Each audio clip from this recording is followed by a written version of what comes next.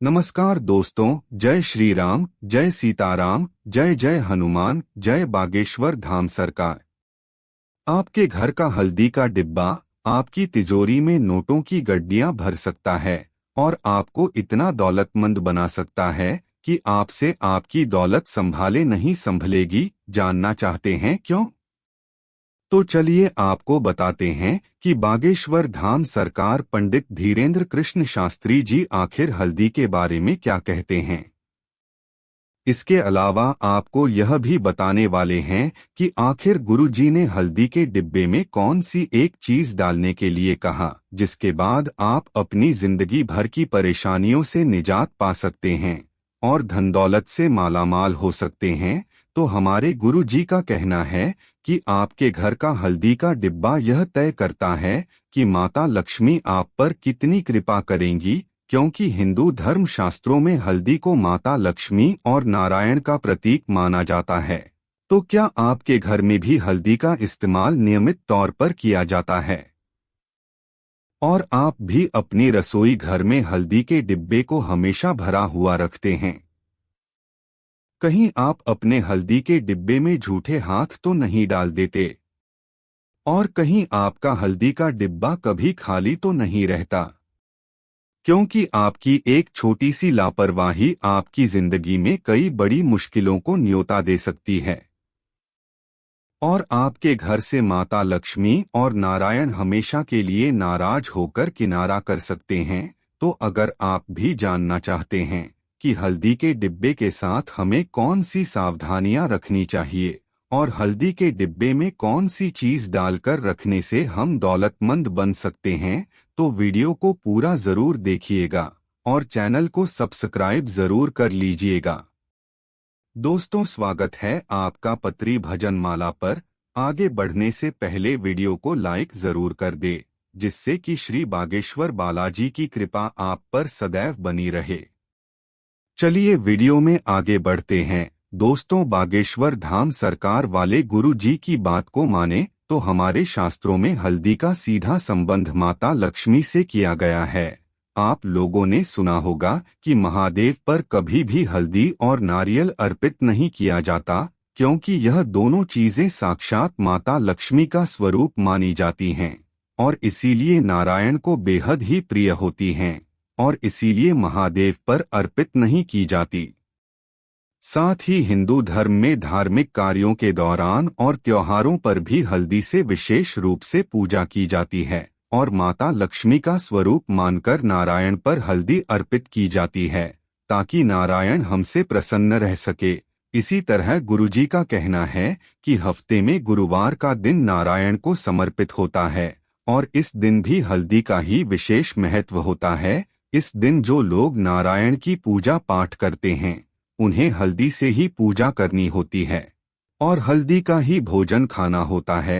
तो इससे आप समझ सकते हैं कि वास्तव में आपके घर में रखी हुई हल्दी साक्षात माता लक्ष्मी का रूप है।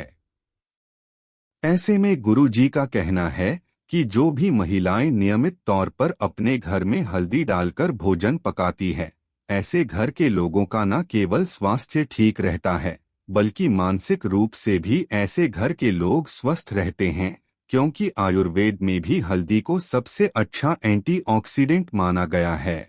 आपने अक्सर देखा होगा कि बचपन में जब भी हमें छोटी मोटी चोट लग जाती थी या फिर कभी हमारे साथ कोई दुर्घटना हो जाती थी, तो हमारी दादी और माँ चोट पर हल्दी लगा देती थी और हल्दी वाला दूध भी हमें पीने के लिए देती थी। और साइंस में तो यह भी कहा जाता है कि जो लोग अपने त्वचा के रंग को साफ करना चाहते हैं उन्हें भी नियमित तौर पर दूध में हल्दी डालकर पीना चाहिए। इससे उनके शरीर में मेलेनिन कम रिलीज होता है और मेलेनिन कम रिलीज होने की वजह से अपने आप उनका रंग गोरा होने लग जाता है। तो शायद अब आप समझ गए होंगे कि हल्दी न केवल हमारे जीवन में हमारे भाग्य के लिए जरूरी है बल्कि हमारी सेहत के लिए भी कितनी जरूरी है।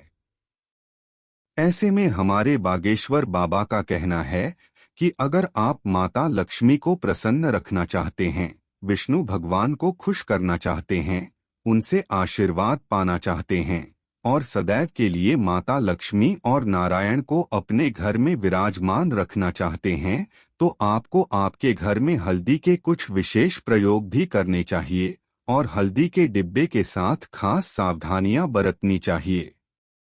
इसी के साथ महिलाओं को यह ध्यान रखना चाहिए कि आपके घर में हल्दी का डिब्बा कभी भी खाली ना हो, क्योंकि हल्दी का डिब्बा खाली होना माता लक्ष्मी की हानि के बराबर है। इसीलिए जब भी आपके डिब्बे में हल्दी खत्म होने वाली हो, उससे पहले ही आप अपने घर में हल्दी लाकर उस डिब्बे को वापस भर ले। इसी के साथ गुरु जी का कहना है कि कई बार देखा जाता है कि हम जिस डिब्बे से रसोई घर में खाना पकाते हैं, उसी डिब्बे में से हल्दी लेकर पूजा में भी इस्तेमाल कर लेते हैं।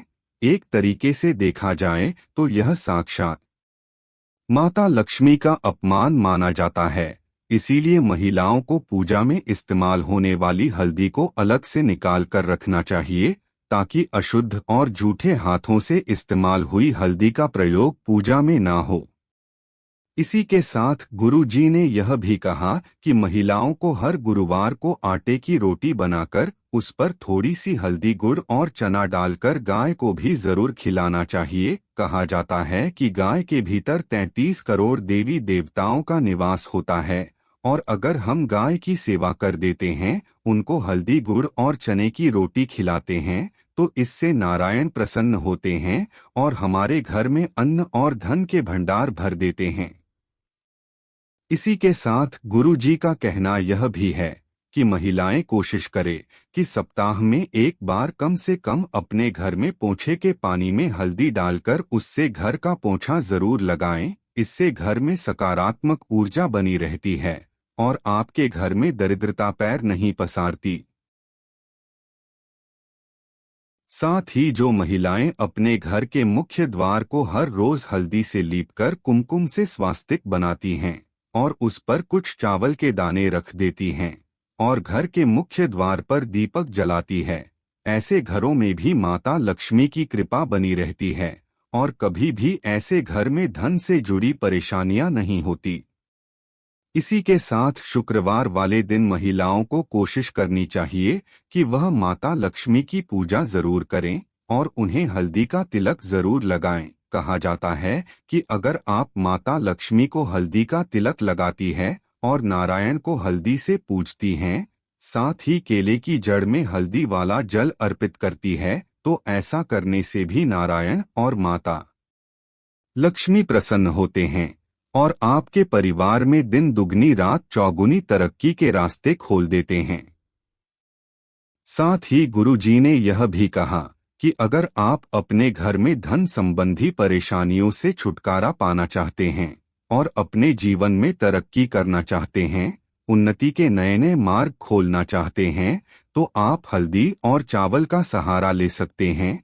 चावल भी माता लक्ष्मी को अत्यंत प्रिय होते हैं, तो अगर आप अपने घर में चावल के डिब्बे में 5 हल्दी की गांठ माता लक्ष्मी का नाम लेकर शुक्रवार वाले दिन डाल देते हैं, तो इससे भी माता लक्ष्मी आपके घर में स्थायी रूप से विराजमान रहती है। लेकिन महिलाओं को ध्यान रखना चाहिए कि ना तो आपके घर में हल्दी का डिब्बा कभी खाली हो और ना ही वह चावल का डिब्बा भी कभी खाली हो।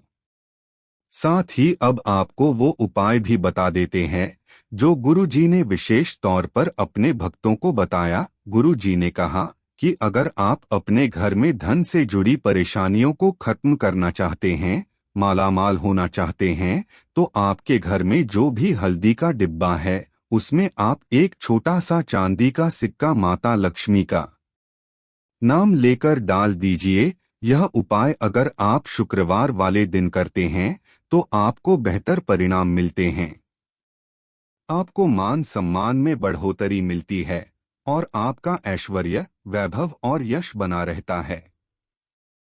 इसी के साथ अगर आप अपनी जिंदगी में कुछ अच्छा करना चाहते हैं, सफल होना चाहते हैं, तो हर रोज हल्दी का टीका अपने माथे पर जरूर लगाएं। ऐसा करने से आपका गुरु और शुक्र ग्रह मजबूत होता है और यह दोनों ही ग्रह आपकी धन संबंधी परेशानियों को खत्म करते हैं। इसी के साथ अगर आप अपने घर की तिजोरी में बरकत बनाना चाहती हैं तो शुक्रवार वाले दिन हल्दी से माता लक्ष्मी की पूजा करें, उन्हें पीले रंग की खीर का भोग लगाएं। उसके बाद उसी हल्दी को लेकर अपनी तिजोरी पर स्वास्तिक बना लें। ऐसा करने से माता लक्ष्मी की साक्षात कृपा आपकी तिजोरी पर होगी और आपका धन बेफिजूल में खर्च नहीं होगा। साथ ही बचत और बरकत के रास्ते भी खुलने लगेंगे। इसके बाद गुरुजी ने यह भी कहा कि अगर आपके घर में नकारात्मक ऊर्जा का वास रहता है या आपको ऐसा लगता है कि आपके घर में दरिद्रता आ गई है, तो गुरुवार वाले दिन आप हल्दी से विष्णु भगवान की पूजा करें। उसके बाद हल्दी से अपने मुख्य दरवाजे के दोनों तरफ स्वास्तिक बना दे और यह नियम आप प्रत्येक गुरुवार को जरूर करें। ऐसा करने से आपके घर में सकारात्मक ऊर्जा का वास रहेगा। साथ ही अगर आप जल में थोड़ी सी हल्दी डालकर तुलसी में अर्पित करते हैं तो भी आपके जीवन में धन के नए नए रास्ते खुलने लगेंगे और आपकी तरक्की में लगातार बढ़ोतरी होती रहेगी। तो दोस्तों, यह थे हल्दी के कुछ खास उपाय जो गुरु जी ने अपने भक्तों को बताए। उम्मीद करते हैं कि गुरु जी के बताई हुई ये बातें आपको जरूर पसंद आई होगी। दोस्तों, अगर आपको यह जानकारी उपयोगी लगे तो कृपया हमारे चैनल को सब्सक्राइब करें, वीडियो को लाइक और शेयर करें और कमेंट बॉक्स में जय श्री राम, जय हनुमान, जय बागेश्वर धाम सरकार जरूर लिखें। अगर आप जानना चाहती हैं सिंदूर लगाने का सही तरीका तो ऊपर दिए गए लिंक में वीडियो देखें। हम जल्द ही एक नई वीडियो के साथ वापस आएंगे। धन्यवाद।